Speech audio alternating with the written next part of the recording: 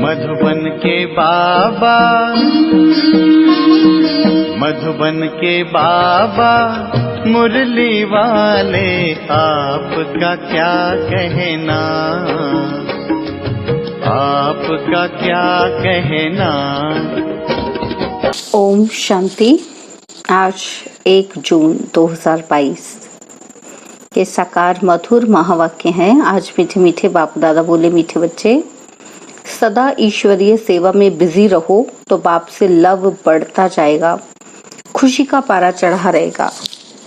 बाबा ने कहा, मीठे बच्चे, सदा ईश्वरीय सेवा में बिजी रहो तो बाप से लव बढ़ता जाएगा, खुशी का पारा चढ़ा रहेगा। बाबा ने आज प्रश्न पूछा कि नजर से निहाल होने वाले बच्चों की दिल में कौन सी खुशी रहती है, और उत्तर में बाबा ने कहा, उनके दिल में स्वर्ग के बादशाही की खुशी रहती है, क्योंकि बाप की नजर मिली अर्थात वर्षे के अधिकारी बने। बाप में सब समाया हुआ है।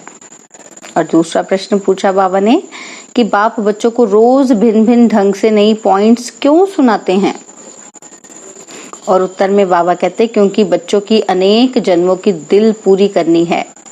बच्चे बाप द्वारा नई नई पॉइंट्स सुनते हैं तो बाप के प्रति लव बढ़ता जाता है। मुरली का गीत है, तूने रात गवाई सोए के, दिवस गवायो खाए, हीरा जन्म अमोल था, कौड़ी बदले जाए। ओम शांति।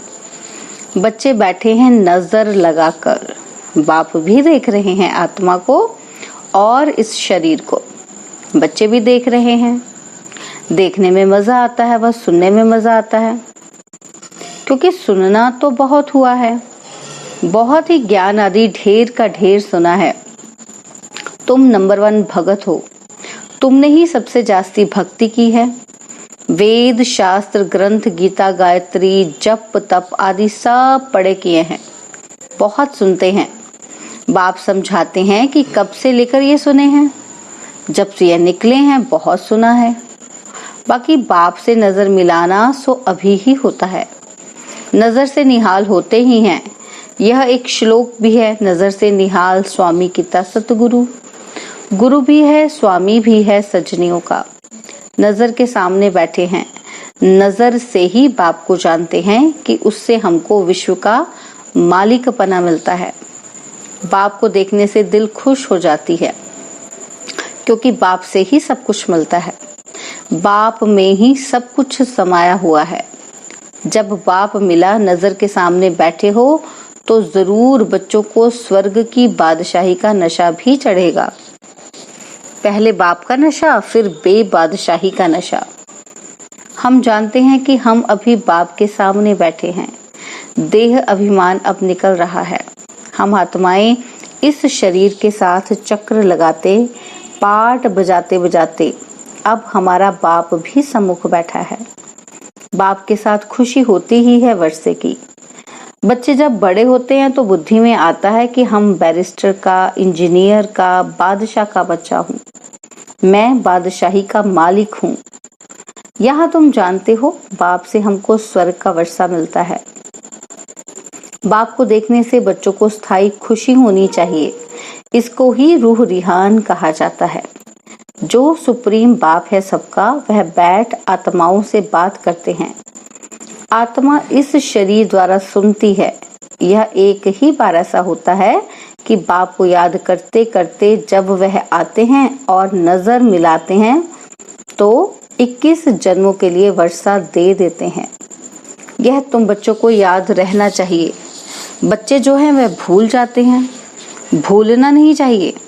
बाबा की नजर के सामने होने से ही समझते हैं कि हम बाबा के साथ बैठे हैं।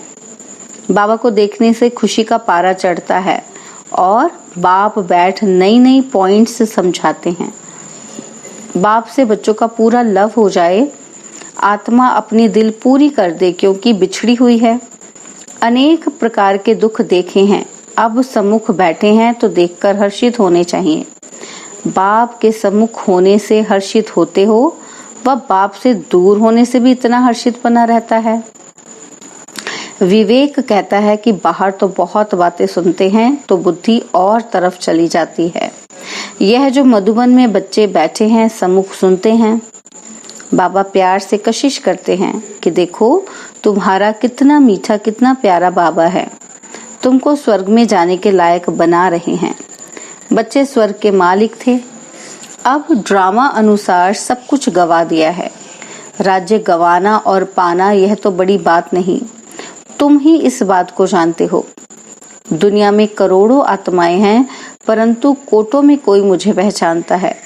मैं क्या हूँ और कैसा हूँ, मैं जो हूँ जैसा हूँ, मेरे द्वारा क्या मिलता है, यह समझते हुए भी वंडर है जो माया भुला देती है। ऐसे नहीं कि सम्मुख वालों को माया भुलाती नहीं है, सम्मुख वालों को भी माया भुलाती है। शिव बाबा में भी पूरा लव होना चाहिए। लव कैसे बढ़े जो बाबा से हम ऊंच वर्षा लेवें। बाप कहेंगे खिदमत करो, बाप बच्चों की खिदमत करते हैं। बच्चे जानते हैं कि बाबा दूर देश से आया है। निश्चय बुद्धि बच्चों को कभी डगमग नहीं होना चाहिए, मूंझना नहीं चाहिए, परंतु माया बहुत जबरदस्त है। बाबा तो श्रृंगार कर रहे हैं, मनुष्य को देवता बनाते हैं। यह स्कूल है ही देवता बनने का। पवित्र दुनिया का मालिक बनने के लिए यह मेहनत है। बाबा सिर्फ कहते हैं कि मुझे याद करो। मनुष्य जब मरते हैं तो उनको कहते हैं राम को याद करो, परंतु राम को जानते ही नहीं तो याद से कोई फायदा ही नहीं।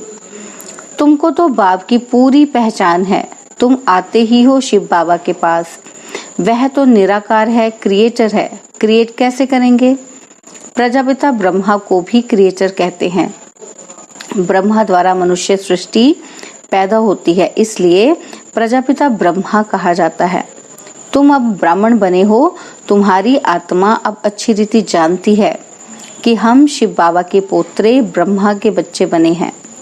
तुम बच्चे चाहते हो हमारे विकर्म विनाश हो जाएं और हम विजयमाला में नजदीक पिरो जाएं, तो बाबा को बहुत याद करना पड़े।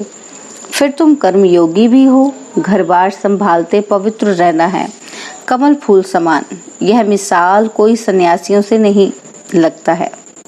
यह ग्रस्त व्यवहार में रहते कमल फूल समान पवित्र रह नहीं सकते।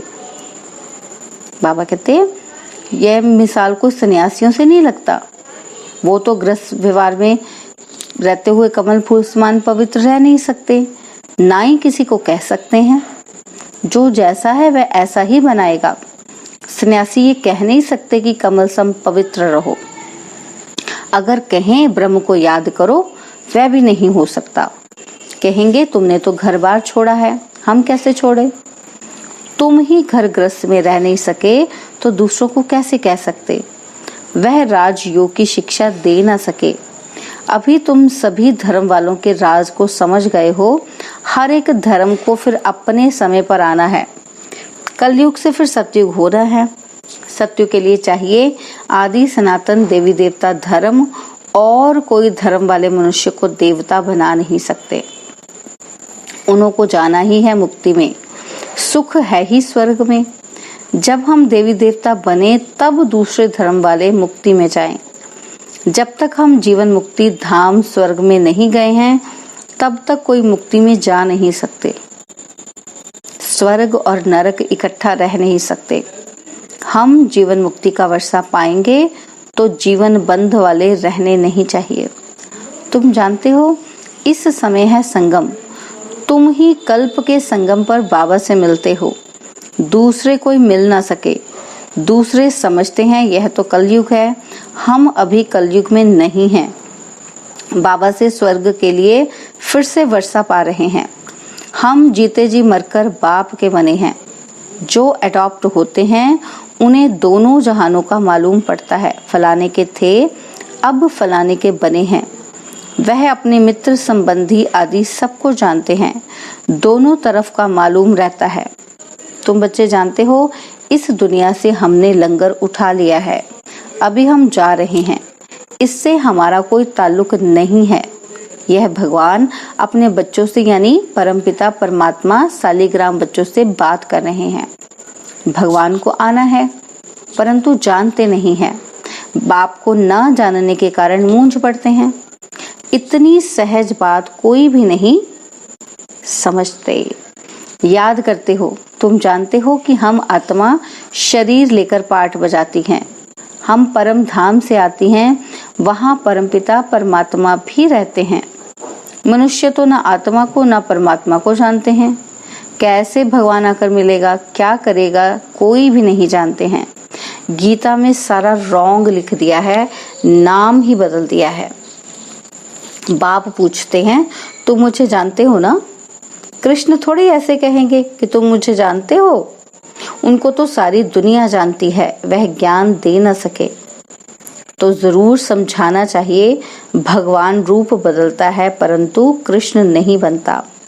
वह मनुष्य के तन में आता है, कृष्ण के तन में नहीं आते। यह है ब्रह्मा और वह ही कृष्ण की आत्मा। सिर्फ थोड़ी सी बातें भूले हैं, थोड़ी सी बात में भूले हैं।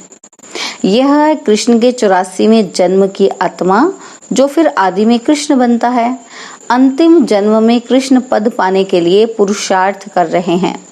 यह कितनी गुप्त बातें हैं, जरा सी बात भूल गई है, इसमें बड़ी तिरकमबाजी है। तुम जानते हो हम कृष्ण के घराने के थे, अब शिव बाबा से फिर राज्य भाग्य ले रहे हैं। हमारी बुद्धि में कृष्ण बैठता नहीं है। मनुष्य तो कह देते हैं कृष्ण भगवानुवाच, कुछ भी सिद्ध नहीं होता है। गीता में दिखाया है कि 5 पांडव जाकर बचे, कल्प की आयु लाखों वर्ष दे दी है। इतनी सहज बात भी मनुष्य नहीं जानते हैं। तुम कितना इशारे से समझ सकते हो कि हम ही सूर्यवंशी घराने के थे, अब सूर्यवंशी से शूद्रवंशी में आए हैं, फिर ब्राह्मण से देवता बनते हैं। वर्णों को भी बुद्धि में रखना पड़ता है। उन्होंने वर्णों को भी आधा कर दिया है। चोटी ब्राह्मण और शिव बाबा को भूल गए हैं, बाकी देवता, क्षत्रिय, वैश्य, शूद्र दिखा दिया है। ब्राह्मण तो जरूर चाहिए ना। ब्रह्मा की औलाद कहाँ गई, यह कोई की बुद्धि में नहीं बैठता। तुमको बाप अच्छी रीति समझाते हैं, तुमको बुद्धि में अच्छी रीति धारण करना है। जो नॉलेज बाप की बुद्धि में है वह फिर तुम्हारे में भी रहनी चाहिए। मैं तुम आत्माओं को आप समान बनाता हूँ। जो सृष्टि चक्र की नॉलेज मेरे में है वह तुम्हारी बुद्धि में भी है। बुद्धिवान चाहिए, बाबा के साथ योग भी हो और घड़ी घड़ी विचार सागर मंथन होता रहे। तुम अब सम्मुख बैठे हो, समझते हो बाबा तो बिल्कुल सहज समझाते हैं। कहते भी हैं आत्मा परमात्मा सतगुरु दलाल के रूप में पढ़ाते हैं। दलाल अथवा सौदा कराने वाले बाप इन द्वारा आकर अपने साथ सौदा कराते हैं। तुम जानते हो दलाल को याद नहीं करना है। दलाल द्वारा हमारी सगाई होती है शिव बाबा से। तुम सब बीच वाले दलाल हो। कहते हैं परमपिता परमात्मा से तुम्हारा क्या संबंध है। तुम सगाई कराने की युक्ति रचते हो, फिर प्रजापिता का नाम भी देते हो। वर्षा शिव बाबा से मिलता है। स्वर्ग का रचयिता ही वह है। जीव आत्माओं की परमात्मा के साथ सगाई होती है। सगाई की थी, वर्षा पाया था, फिर से पाते हैं। तुम जानते हो हमारा कल्प के संगम युग का यही धंधा है और कोई भी आत्माओं की परमात्मा से सगाई नहीं कराते हैं। सगाई भी उनसे कराते हैं जो विश्व का मालिक बनाते हैं। यह है ऊंचे से ऊंचे रूहानी सगाई। रूहानी सगाई करना कल्प बाप से ही सीखते हैं। कल्प ऐसा होता है, कल्प मनुष्य से देवता जरूर बनते हैं। देवता फिर से मनुष्य बनते हैं। मनुष्य तो मनुष्य ही हैं, परंतु क्यों लिखा है मनुष्य से देवता किए? क्योंकि देवता धर्म स्थापन करते हैं। तुम भी जानते हो कि इस सगाई से हम मनुष्य से देवता बन रहे हैं। सब कहते हैं कि क्राइस्ट से 3000 वर्ष पहले भारत हेवन था, परंतु बुद्धि में नहीं आता है। भारत पहले स्वर्ग था।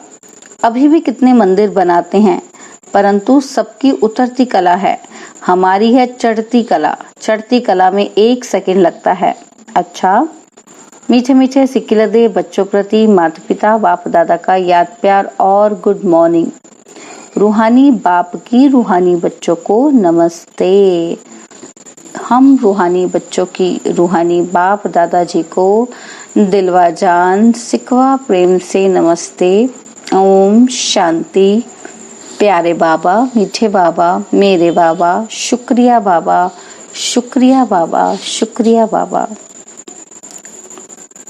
धारणा के लिए मुख्य सार है। पहला पॉइंट, कभी भी किसी बात में मूंझकर निश्चय में ऊपर नीचे नहीं होना है।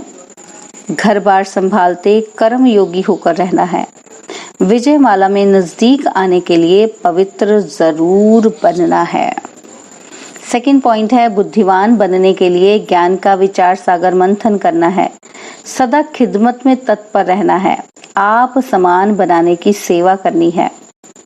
बाबा ने वरदान दिया, बाबा शब्द की स्मृति से हद के मेरेपन को अर्पण करने वाले बेहद के वैरागी भव।